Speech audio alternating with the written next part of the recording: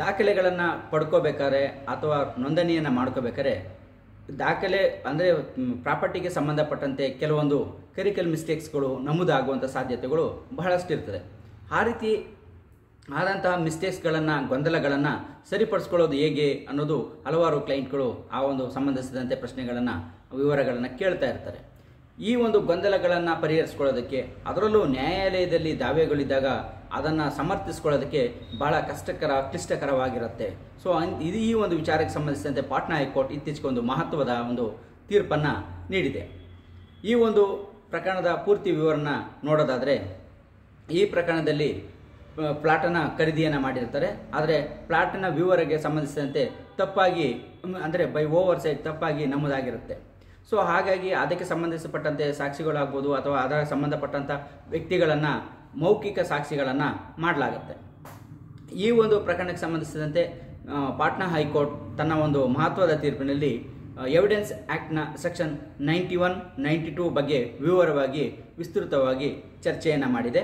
ಹಾಗೆಯೇ ಸೆಕ್ಷನ್ 92 ಸಬ್ ಕ್ಲಾಸ್ 1 ಇದರ ಪ್ರಕಾರ ಮೌಖಿಕ ಸಾಕ್ಷಿ ಏನಿದೆ ಇದನ್ನು ಅಂದರೆ ಅದಕ್ಕೆ ಪೂರಕವಾದಂಥ ಸಾಕ್ಷಿ ಆಗಿರ್ಬೋದು, ದಾಖಲೆಗೆ ಸಹಿ ಮಾಡಿರುವಂಥ ಸಾಕ್ಷಿದಾರರಾಗಿರ್ಬೋದು, ಇವರು ನೀಡುವಂಥ ಮೌಖಿಕ ಸಾಕ್ಷಿಯನ್ನು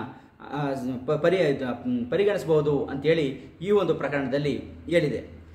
ಈ ಒಂದು ಪ್ರಕರಣ ಅಂತಂದರೆ ಪಾಟ್ನಾ ಹೈಕೋರ್ಟ್ ತನ್ನ ಒಂದು ಮಹತ್ವದ ತೀರ್ಪನ್ನು ರಾಧೆ ಯಾದವ್ ವರ್ಸಸ್ ಪ್ರಭಾಸ್ ಯಾದವ್ ಈ ಒಂದು ಪ್ರಕರಣದಲ್ಲಿ ನೀಡಿದ್ದು, ಈ ಪ್ರಕರಣದ ಪೂರ್ತಿ ಜಡ್ಜ್ಮೆಂಟನ್ನು ಡಿಸ್ಕ್ರಿಪ್ಷನ್ ಬಾಕ್ಸಲ್ಲಿ ಕೊಟ್ಟಿದ್ದೇನೆ. ಲಿಂಕ್ ಮೇಲೆ ಕ್ಲಿಕ್ ಮಾಡಿ ಪೂರ್ತಿ ಜಡ್ಜ್ಮೆಂಟನ್ನು ನೋಡ್ಬೋದಾಗಿರುತ್ತೆ. ಈ ಪ್ರಕರಣದಲ್ಲಿ ಪಾಟ್ನಾ ಹೈಕೋರ್ಟ್ ಚರ್ಚೆಯನ್ನು ಮಾಡಬೇಕಾದ್ರೆ ಹಲವಾರು ಪ್ರಕರಣಗಳನ್ನ ನಮೂದು ಮಾಡಿದೆ. ಅದರಲ್ಲಿ ಪ್ರಮುಖವಾಗಿ ಸುಪ್ರೀಂ ಕೋರ್ಟ್ನ ಸಯೋಧಾನ್ ಸಿಂಗ್ ಪ್ರಕರಣ ಇರ್ಬೋದು, ಮತ್ತು ಜಹೂರಿ ಸಹ ಈ ಒಂದು ಪ್ರಕರಣ ಇರ್ಬೋದು. ಈ ಪ್ರಕರಣಗಳನ್ನು ನಮೂದು ಮಾಡಿದೆ.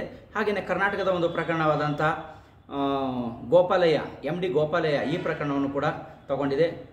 ರಿಕ್ಕಿ ರಾಮ್ ಮಧ್ಯಪ್ರದೇಶದ ಪ್ರಕರಣವನ್ನು ಕೂಡ ಇದರಲ್ಲಿ ನಮೂದು ಮಾಡಿದೆ. ಇದಲ್ಲದೆ ಇನ್ನೂ ಹಲವಾರು ಪ್ರಕರಣಗಳನ್ನು ನಮೂದು ಮಾಡಿ ಒಂದು ಇಂಪಾರ್ಟೆಂಟ್ ಜಡ್ಜ್ಮೆಂಟನ್ನು ಮಾಡಿದೆ. ಅಂದರೆ ಮೌಖಿಕವಾಗಿ ಸಾಕ್ಷಿಯನ್ನು ಹೇಗೆ ನೀಡ್ಬೋದು, ಅದು ಸ್ವೀಕರಿಸಲಿಕ್ಕೆ ಬರೋದಿಲ್ವೇ ಅನ್ನೋ ವಿಚಾರವಾಗಿ ವಿಸ್ತೃತವಾಗಿ ಚರ್ಚೆಯನ್ನು ಮಾಡಲಾಗಿದೆ.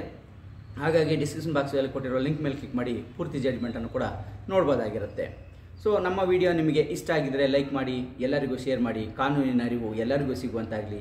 ಹಾಗೆ ನೀವಿನ್ನು ನಮ್ಮ ಚಾನಲ್ಗೆ ಸಬ್ಸ್ಕ್ರೈಬ್ ಆಗಿಲ್ಲ ಅಂದರೆ ಸಬ್ಸ್ಕ್ರೈಬ್ ಆಗಿ, ಬೆಲ್ ಬಟನ್ ಪ್ರೆಸ್ ಮಾಡಿ, ನಮ್ಮ ಕಾನೂನಿನ ಅರಿವಿನ ಎಲ್ಲ ವಿಡಿಯೋಗಳು ನಿಮಗೆ ತಲುಪುವಂತಾಗಲಿ. ಈ ಒಂದು ಪ್ರಕರಣವನ್ನು ನಾವು ಪೂರ್ತಿಯಾಗಿ ನೋಡೋದಾದರೆ, ಯಾವುದೇ ಒಂದು ಡಾಕ್ಯುಮೆಂಟಿಗೆ ಕೆರಿಕಲಾಗಿ ಮಿಸ್ಟೇಕ್ಸ್ ಆಗಿದ್ದರೆ, ಪ್ರಾಪರ್ಟಿ ವಿವರಣೆ ನೀಡೋದರಲ್ಲಿ ಆ ದಾಖಲೆಯಲ್ಲಿ ಏನಾದರೂ ಸಣ್ಣ ಪುಟ್ಟ ಮಿಸ್ಟೇಕ್ಸ್ಗಳಾಗಿದ್ದರೆ ಅಂಥದನ್ನು ಅಂದರೆ ಬೇರೆ ಯಾವುದೋ ಒಂದು ಪ್ರಾಪರ್ಟಿ ಅದನ್ನು ಇದಕ್ಕೆ ಯಾವುದೋ ಅಂತಂತೇಳಿ ನೀಡಲಿಕ್ಕೆ ಬರೋದಿಲ್ಲ. ಆದರೆ ಅಂತಹ ಮಿಸ್ಟೇಕ್ಸ್ಗಳೇನಿರ್ತವೆ ಆ ಮಿಸ್ಟೇಕ್ಸ್ಗಳಿಗೆ ಸಂಬಂಧ ಪೂರಕವಾದಂಥ ಸಾಕ್ಷಿಗಳನ್ನು ನೀಡಿ ಅದನ್ನು ಸಮಜಾಯಿಸಿಕೊಳ್ಳೋದಕ್ಕೆ ಬರುತ್ತೆ ಅನ್ನೋದನ್ನು ಈ ಒಂದು ಪ್ರಕರಣದಲ್ಲಿ ನಾವು ನೋಡ್ಬೋದಾಗಿರುತ್ತೆ.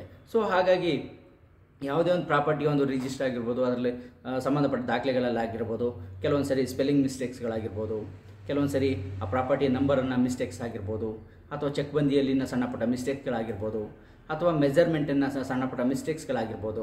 ಸೊ ಅವುಗಳಿಗೆ ಸಂಬಂಧಪಟ್ಟಂತೆ ಆ ಪೂರಕ ದಾಖಲೆಗಳನ್ನು ಅಥವಾ ಸಾಕ್ಷಿಗಳನ್ನು ಅಥವಾ ಸಂಬಂಧಪಟ್ಟ ವ್ಯಕ್ತಿಗಳ ಮೌಖಿಕ ಸಾಕ್ಷಿಯನ್ನು ನೀಡೋದ್ರ ಮೂಲಕ ಅದನ್ನು ಸಮಜಾಯಿಸಿಕೊಳ್ಳಬಹುದು ಅನ್ನೋದು ಈ ಒಂದು ಪ್ರಕರಣದಲ್ಲಿ ತಿಳಿದು ಬರುವಂಥ ಅಂಶ ಆಗಿದೆ. ಸೊ ಹಾಗಾಗಿ ಪೂರಕ ಸಾಕ್ಷಿಗಳನ್ನು ಮೌಖಿಕ ಸಾಕ್ಷಿಯನ್ನು ನೀಡಿ ಅದನ್ನು ಸಮರ್ಥಿಸಿಕೊಳ್ಬೋದು ಅನ್ನೋದು ಈ ಪ್ರಕರಣದಲ್ಲಿ ತಿಳಿದು ಬರುವಂಥ ಅಂಶ ಆಗುತ್ತೆ.